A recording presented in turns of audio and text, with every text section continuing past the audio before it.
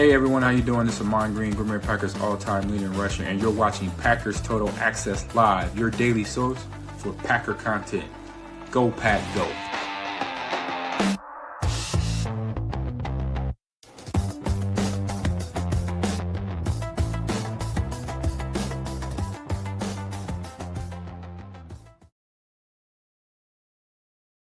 What's up, guys? Welcome into Packers Total Access. My name is Clayton. You can check us out on packernet.com. Find me on Twitter at Packers_access. Joined alongside Tim in Green Bay here to break down a little Packers-Eagles preview. You guys know last night we ended by talking about the Packers offense against the Eagles defense from a PFF preview standpoint.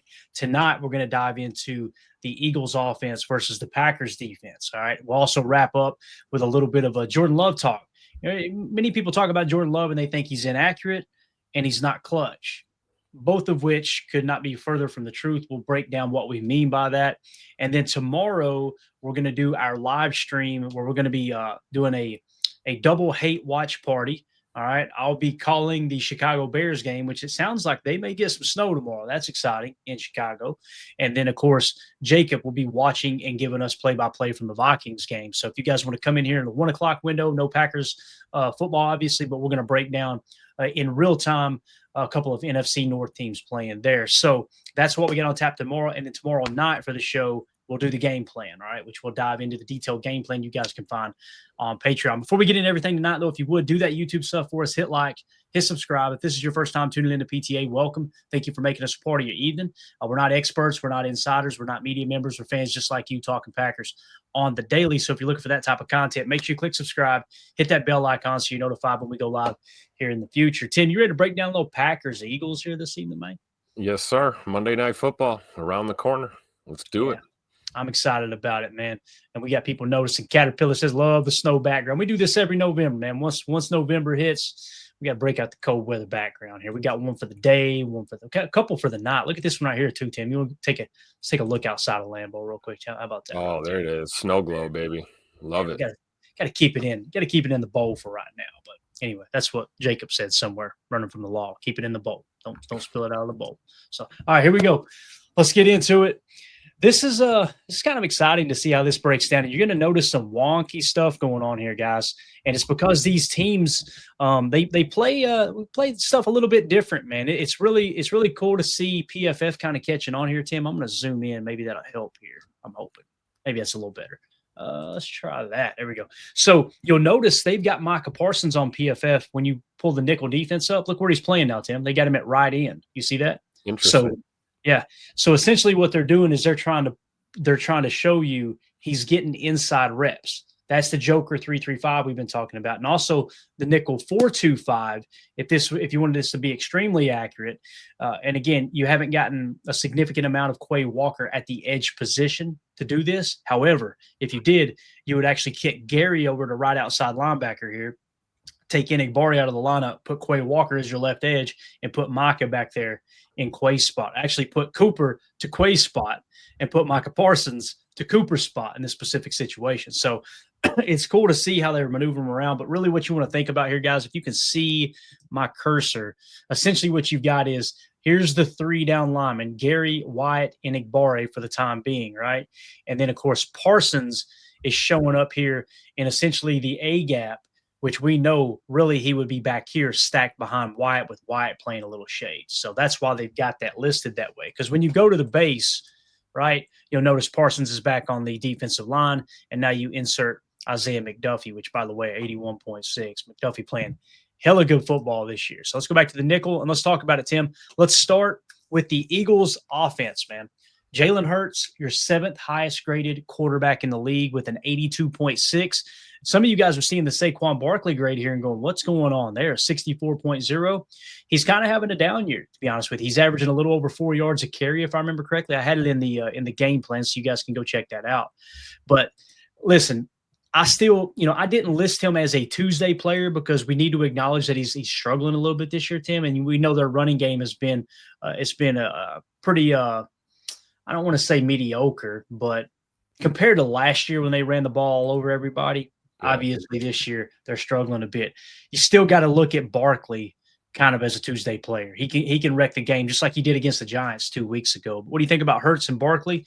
Obviously, that's two key cogs in this Philadelphia Eagles offense. Yeah, just because they're not, running as efficiently as maybe they did last season doesn't mean you sleep on Saquon Barkley. I'm big on the, you don't live on reputation, you live on what you do out on the field. And if anything, it should be more cause for concern because obviously he's going to be trying to get going and get back on the right track. And, we know Philly's got this whole line that's capable of doing it. So, I think you acknowledge that maybe he's a little down on his performance this year, but you can't ignore Saquon Barkley, man, and Jalen Hurts for that matter too, because he can beat you with his feet when he wants to. Oh, yeah. No doubt about it, man. No doubt about it. Corey Murphy in the chat says, hopefully that Madden curse is affecting the stats. There you go.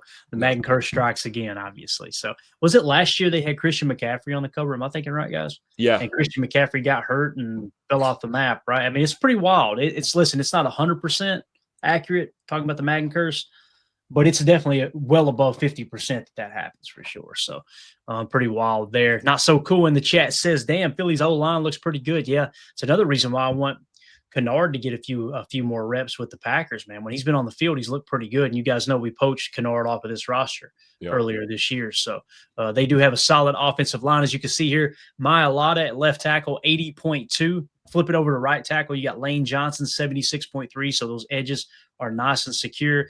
Go to the middle. You got Juergens at center, 65.7. Dickerson at left guard, 66. You flip over to right guard, you got Steen, a 69.1. Just a solid offensive line here. And I'm trying to remember, Tim, we got the final injury report, and I'll just kind of reference it for everybody here. Let's see. Cam Juergens is out for this game. So there you go.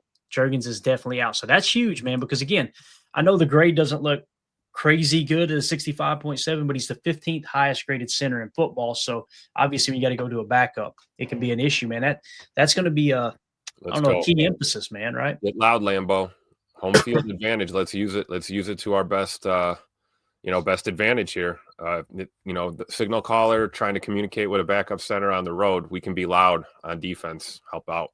Yeah, definitely. And shout out to Jen Wright, became a member here once again on YouTube. Appreciate the support, Jen. Thank you so much. So, yeah, when you look at their offensive line compared to our defensive line, and again, you're going to get a lot of mixing and matching here.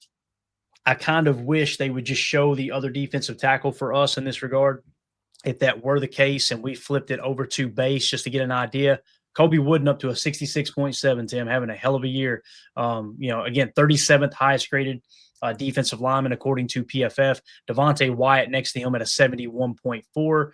And then Micah Parsons on the edge, 92.0, the second highest graded edge defender. Rashawn Gary up to a 73.7, the 33rd highest graded edge defender. So our defensive front playing pretty stout. That's the defensive front you're going to see the majority of the day. But when we get in those 11 personnel / nickel 4-2-5, nickel 3-3-5 type looks, or the Joker 3-3-5, Joker 1-3-3-5 that we talk about, you're probably going to get a little more of this look right here. Okay, so just want to kind of shine light on both there. And Enagbare, Tim, he snuck up on me, man. 70.5. That's pretty solid this year, dude. I'm pleasantly surprised with Kingsley Enagbare's play this year. We talked about that a lot, during the offseason. What was this season going to look like for him? Was he potentially trade bait before the deadline? And I think he really blew the doors off this season so far, exceeding expectations.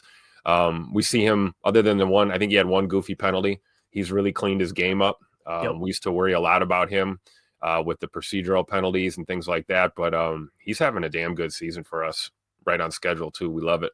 He is. And the big thing that sticks out to me, man, we got to start giving him credit for this run defense being good, because he seems to be a key player there, right? Absolutely. Again, we keep hearing that about these edge guys, right? That, they're liabilities in the run game, and they just keep proving people wrong every single day, whether it's Micah Parsons, whether it's Kingsley Enagbare, Rashawn Gary, LVN. God, I can't wait till LVN is healthy, because he's really been playing well against the run. So yeah, our edge group is definitely more versatile, I think, than they were last year. And I think a lot of that is, credit to DeMarcus Covington, man. Coach Covington out there really got these guys playing well. Yeah, so again, with Kingsley Enagbare, 73.8 run defense grade, 60.7 pass rush grade. You'll probably need that run defense this week, although it is kind of an odd year. You can find it in the game plan over at Patreon. The Eagles are actually passing the ball this year better than they're running the football, which is really, really strange. You can go check that out before we highlight it on the show tomorrow at patreon.com/Packer Fan Total Access. All right, so there's our defensive front against their offensive line. We talked about the running back and their quarterback. Let's talk about our stack backers here, man. Edgerrin Cooper up to a 75.2, 11th highest graded linebacker in the game. So he's creeping up on that 85.6 that he had last year, Tim. You know, you can look at it one of two ways. Coming out of last year, you could go, okay, he's going to be a dog, but there may be a sophomore slump, or that's just a huge fluke and he's going to be a bad football player. Man, it seems like he is trending towards repeating in the 80s on PFF. All he's got to do is just continue doing what he's doing as he's gotten better over the last few weeks. Edgerrin Cooper's a dog, man. So glad he plays for the Packers. That's going to be crucial having him at the top of his game going against Saquon Barkley and especially Jalen Hurts, who will tuck that thing and run as well. Absolutely. And like you mentioned, the passing attack for Philly as well. So, you know, we're going to need that versatility and that movement from Cooper. Particularly dealing with, you know, Dallas Goedert, you know, in the tight end spot too, is going to be, you know, a target. Plus, you know, Brown is a big target. It helps to have these athletic linebackers moving around near that line of scrimmage. Yeah. And Caterpillar in the chat says JJ Enagbare might not be the most talented player, but he's got a top 5 dog in him, a lot of heart in that young man. He plays the game physical too, Tim. Like you never see him getting pushed around. He's always the aggressor on the football field. So I completely agree with what Caterpillar says there too. Yep. And then of course, Quay, listen, whether you believe it or not, PFF has Quay at a 56.5. You talk to some folks around the league, they think he's having the best year of his career. We've broken down some of the data. To me, the thing that's changed about Quay this year, I feel like he's more decisive, you know. Now, his pass rush grade is 70.1. Obviously, that points to he's more of a pass rusher than a stack backer. I believe Christian Watson's dad on Twitter agreed with that too, although he hates PFF. This has nothing to do with PFF.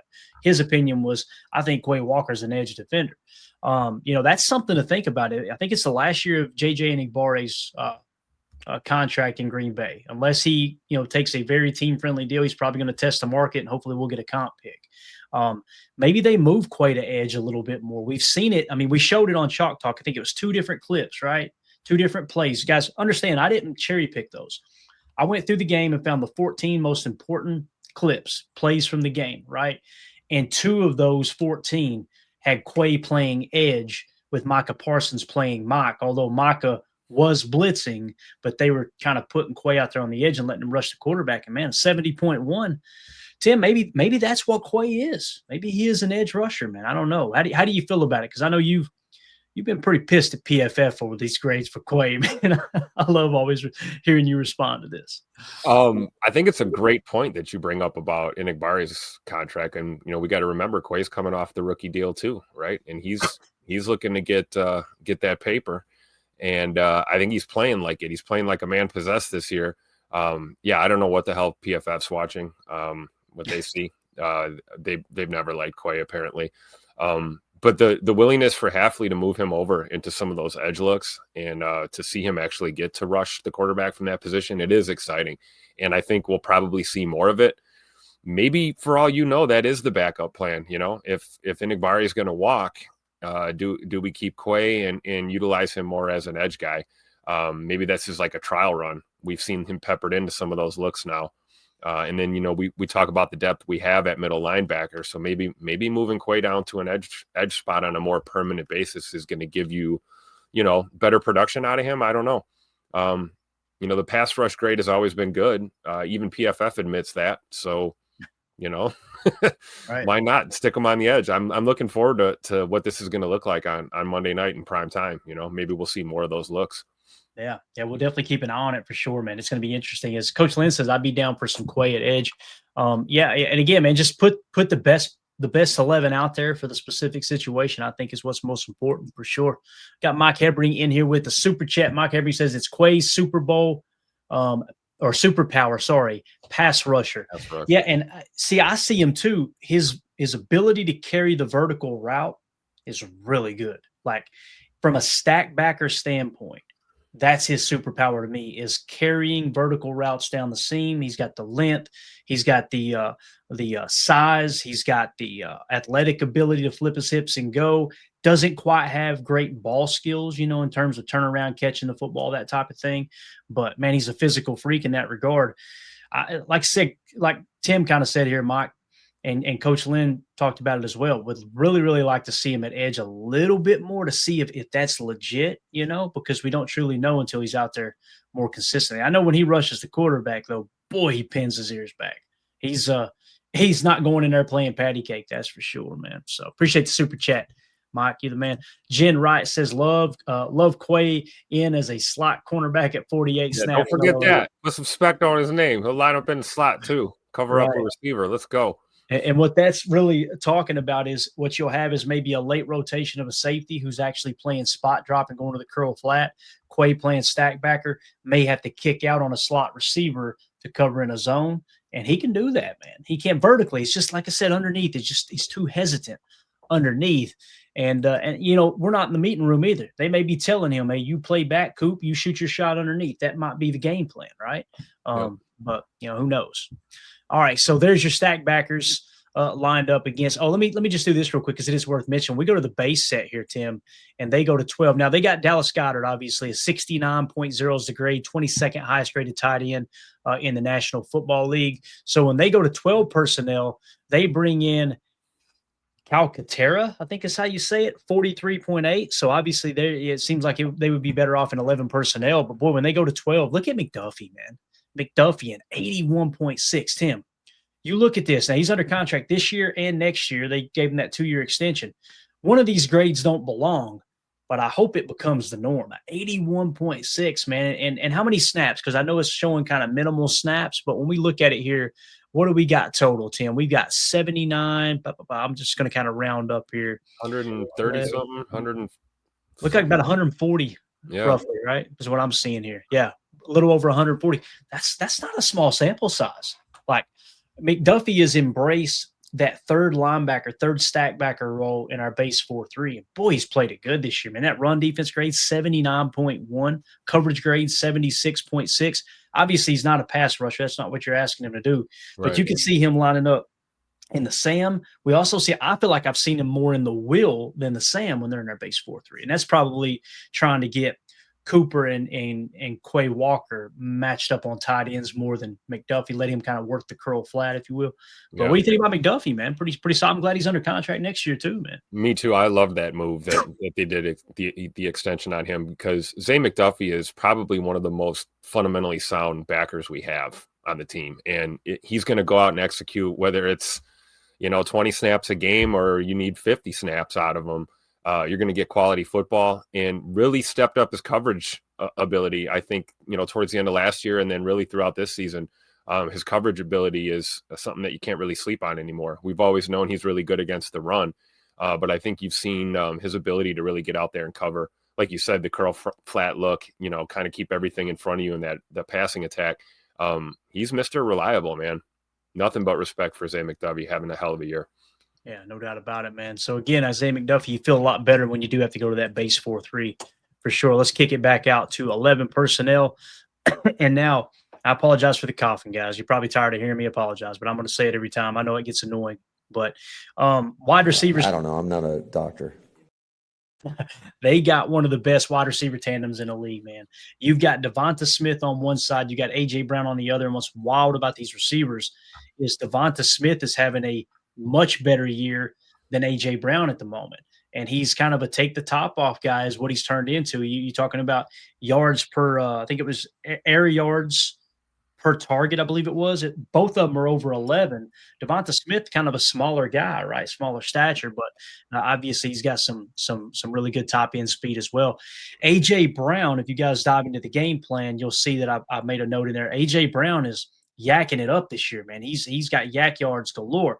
But Devonta Smith seems to be kind of the guy that's somewhat taking the top off. Not that A.J. Brown can't do that, but that's what the analytics are showing. So, again, Devonta Smith, 79, A.J. Brown, 74, and then you got Dotson in the slot at 54.6, matching up against Keyshawn Nixon, 64.6 on the outside, Carrington Valentine 70.3 outside with obviously Nate Hobbs' MCL being sprained. He's going to be out for at least 1 to 2 weeks, but probably a little longer, to be honest with you. And you got Javon Bullard in the slot of 61.9. Javon Bullard improving this year, and you love to see that. So, Tim, what do you think, man? How do you feel about our corners against their receivers? Because last year, A.J. Brown, week 1, cooked Jair, right? And then Devonta Smith, I don't remember him being a problem, but this year's definitely different. As you can see, man, he's off to a really solid start. His PFF grades for his career now, 77, 80, 75, 81, 79. I mean, this dude, my goodness. Of course, he was the 10th overall selection, too. Yeah, he can be a problem. He can definitely be a problem for a defense. I'm looking forward to seeing how Keyshawn and CV step up to the challenge because, we all know that they like to chirp a little bit too. And we know how, CV likes to chirp, and Keyshawn is not one to shy away from a little talk. And I think both A.J. Brown and Devonta Smith are similar players. So I would anticipate if you keep a cool head and, stay on your assignment, you can have a hell of a game. But it's going to be a challenge, man. They've got 2 really good weapons here in the receiving core, not to mention, Dallas Goedert's no joke as a tight end as well. So corners, I feel good about our corners if they show up and they play at the high level that we know they're capable of. I feel like, Carrington Valentine's due for a quote unquote breakout performance. I could see him really handling business. And, we're looking for Keyshawn to kind of bounce back too, right? So this could be a get right game for our corners. Javon Bullard too. You talk about slot play. I've done my fair sharing of, complaining about coverage abilities with him, and he's stepped up this year, man. I mean, grading in the low 60s in the coverage grade. I always felt like he was a linebacker trapped in a safety or a corner's body, and he's finding a way to play that slot corner position very well. And a lot of that is due to his ability to cover these receivers now. We know he's a hell of a tackler, and some of them nickel fire blitzes, he's good if Hafley wants to dial that up once in a while. But the coverage grade with Bull is really what's been a pleasant surprise this year. Yeah. Seems to be taking a step in the right direction. Is obviously last year 54.2 overall defensive grade. This year he's improved to a 61.9, and obviously he's taken all those slot corner positions. Plays in the box quite a bit too. Sometimes they'll walk him down there like you were talking about, almost like a hybrid stack backer position from time to time as well. Carrington Valentine, man, my goodness, just continues to get better. 57, 65, 70. Listen, I don't want his ass back off the field ever. I want him out there. And listen, we may look up at the end of the year, Tim, and he may sink to the 50s and have a passer rating allowed through the freaking roof, right? That could be the case. But he has given us no sign of that happening. Keep him on the freaking field, you know? And he's been waiting for this moment like since the end of last season. He has never stopped grinding. We had to throw him into the fire last year on more than one occasion. And I think we were all pleasantly surprised with his play. And I think he's continuing to build off of that. And this is going to be an opportunity to see some prime CV in action, man.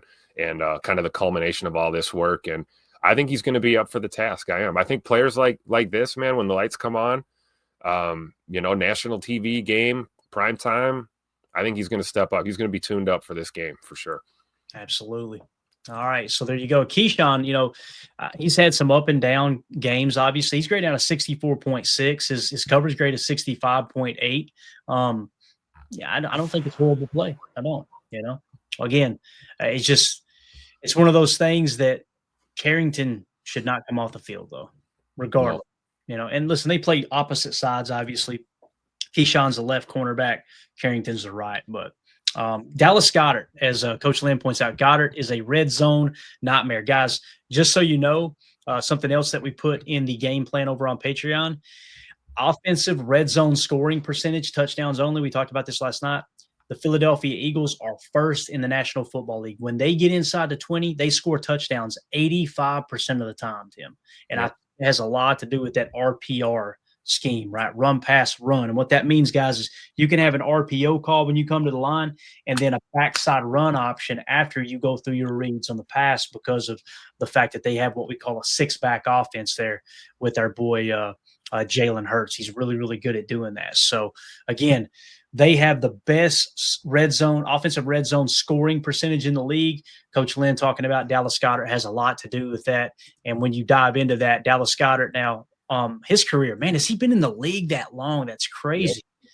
Isn't it wild too? South Dakota State Jackrabbits, looky there, man. 75, 82, 79, 90, 78, 71, 72, 69. This dude, man, he's now 30 years old. He's going to be 31 by the end of the year. You got to tip your cap to Dallas Goedert. He's put together a nice freaking career here with the Philadelphia Eagles. Like Coach Lynn said, he's a red zone nightmare, man. Got it. What I would like to see in this situation, Tim, it's easy. Play this game between the 20s all day. Yeah. And I would like to, when they get in the red zone, you could say, all right, let's have McKinney kind of play down on Goddard a little bit, right? The problem with that is now you leave Carrington and you leave Keyshawn isolated with Devonta Smith and obviously A.J. Brown. So this is a three-headed monster. Really, it's a four-headed monster if you include Saquon, but obviously their running game's been struggling a bit this year. So Dallas Goedert, man, he's a real deal. Yeah, for sure. And I didn't realize it too, how that he's already 30. You know, he's been around. No stranger to the big moments in the big games, and super reliable in that red zone. I would love to see our defense just not let him into the red zone at all, but we're not going to be that naive. It's going to happen at some point. So you really got to tighten up.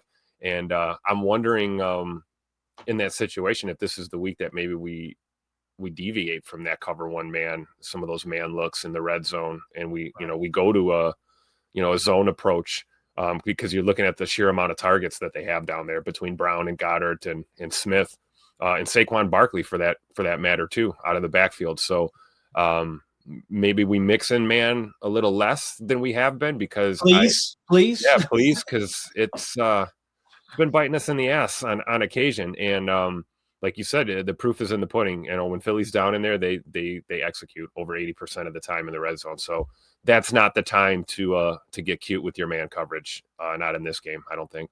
Yeah, if you're wondering how the Carolina Panthers, who were the 10th best rushing offense in the league going into last week, if you're wondering how they gashed us for $130 or whatever it was they got, when we watched the tape on Chalk Talk, 2 explosive runs made the cut, or no, 1 explosive run and one that was an 8-yard run on a 3rd and 3, crucial 3rd and 3. Both times they used motion and some eye candy. We were in man coverage and they literally stole a gap. We went down -1, in one case, a -2 hat count on those specific run plays. That's why we're not big on man coverage. And again, zone, it's a little bit easier to play your run fits a little bit better there. Man, you get caught looking, and we started to roast Evan Williams on that one explosive run, but then we watch the tape back, it's like he's got to go with his motion guy. He's got to.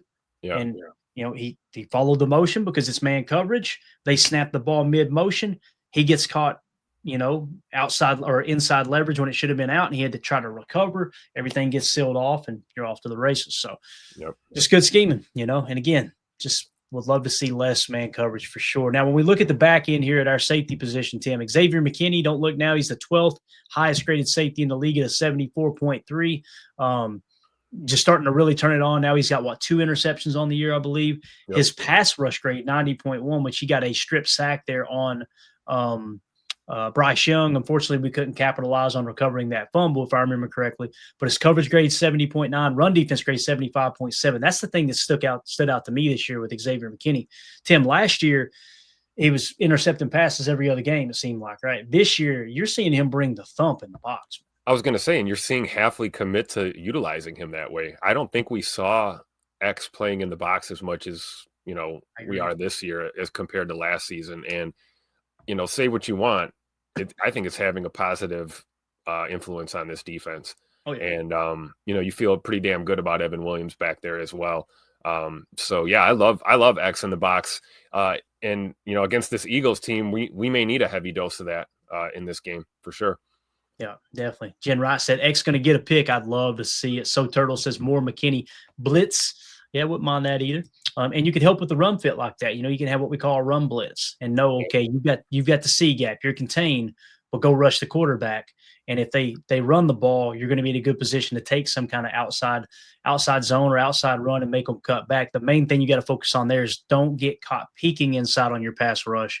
If it is a true run blitz and you've got outside responsibilities. But yeah, it's going to be really, really interesting to see how X plays in this game. Maybe he can pick one or two off of Jalen Hurts. That's the other thing that you'll find in the game plan too.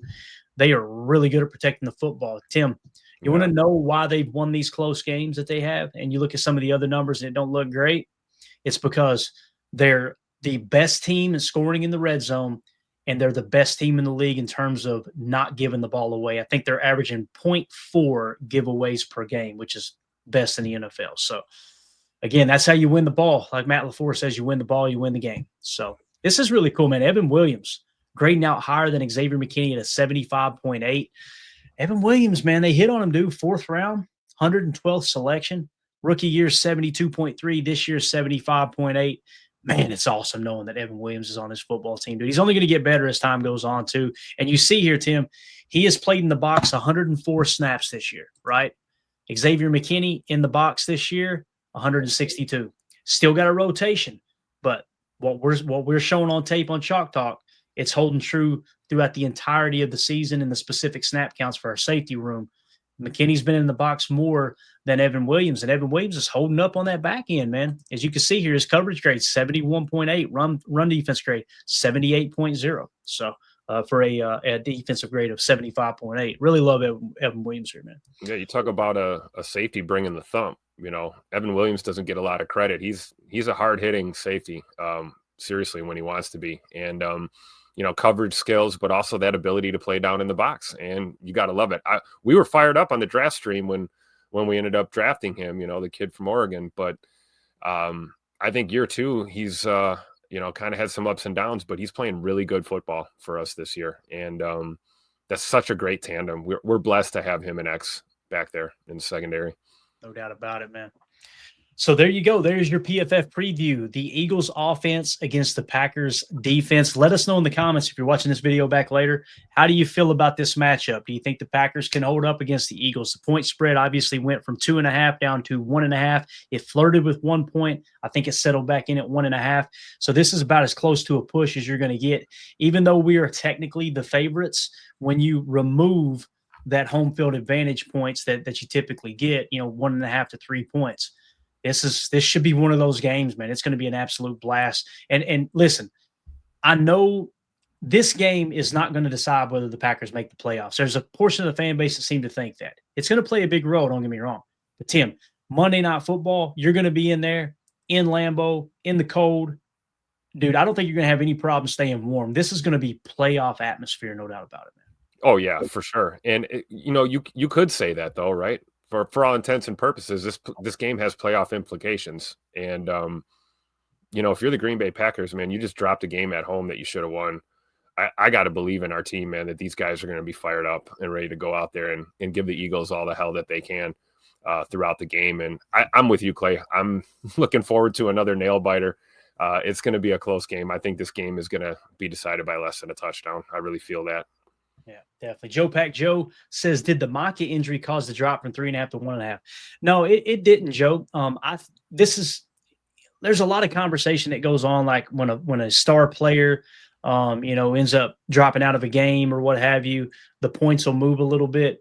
You're talking about, a number 1 wide receiver being declared out early on in the week, that might cause a 1 point swing. But the thought of a 1.5 to 3.5 point swing, or going from 3.5 to 1.5 because Micah's got a chest injury that we all kind of knew about, he's going to play. I don't think that had anything to do with it. I think it had more to do with all of the money and all the tickets, like to the tune of 90+% of the money and 80+% of the tickets were on Philly plus 2.5. So what they do is they lower that number down, right? They want what Vegas's goal is to get it as close to 50-50 split on who you're betting on, right? That's how they're going to kind of make their safest money, is how that works. So I think it's more to do with how much of the public was on Philly as opposed to a player missing. Again, this star players, number 1 receivers, quarterbacks, definitely they can swing the point spread a little bit, but I don't think just Micah Parsons being limited with the chest injury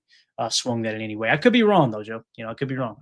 My gut's telling me that's not the case though. So Caldwell Corner in early says, got that snow background now, snow game Monday. Let's go. Yes, should be some flurries out there they're calling for. Going to be a chilly night at Lambeau. Also tomorrow, if you tune into our watch party, we're going to be doing a hate watch party for the Bears game and the Vikings game as well. Bears, Tim, I was looking at the forecast for Chicago tomorrow. Guess what it is? It's, yeah, here you go. It's 1 to 15 inches is what I heard. Wow. Let me translate that. The weatherman said, boys, I don't know what the hell's going to happen here. This could be lake effect snow. We might not get anything. Let's just settle in somewhere between 1 to 15. It's just wild. So hopefully we get a blizzard-like conditions for a watch party. That'd be a blast. Hey, I love it, especially outdoor stadiums, right? Outdoor football in the elements. Nothing better, man. Are you going to be available for that? Or you got plans, man? What's your plan? I got a little bit of stuff going on tomorrow, but I'm gonna pop in for the hate watch party. You know I have to. I'll do my best Ben Johnson impression while I'm there. If it's 10 minutes or the entire thing, Tim, hop in. It's going to be a blast. It's going to be very laid back, guys. We're not going to be trying to talk the entire time. You know, there'll be times we have to step away. Obviously, the game lasts about 3 hours, something like that. So we'll be in and out. But for the most part, you'll have somebody in here talking ball with you. It'll be a lot of fun, man. We're just getting your Get ready to go. Right, Ben. We'll watch some good NFC North football and do it stress-free. That's always a blast. So Packed for SBLX says in the chat, this was the game we need.